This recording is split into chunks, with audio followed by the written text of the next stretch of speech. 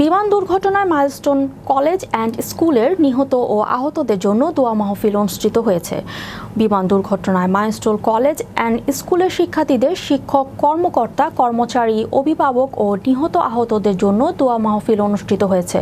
মঙ্গলবার রাতে মিরপুর কাফরুল থানাধীন সেনপাড়া পর্বত এলাকায় অবস্থিত মার্কাজুল ইলমি আল ইসলামী মাদ্রাসা ও মার্কাজুল সুন্নাহ আইডিয়াল মাদ্রাসার এ দোয়া মাহফিল অনুষ্ঠিত হয়।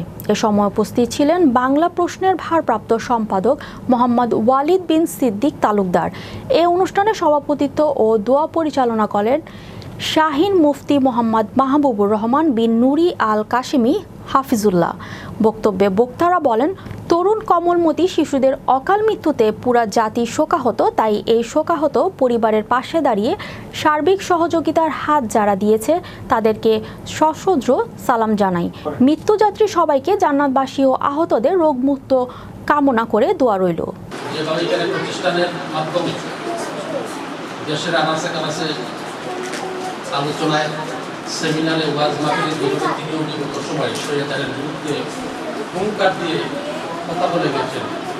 তাছাড়া ওনার যে একটি আলোচিত বিষয় ছিল তৎকালীন সময়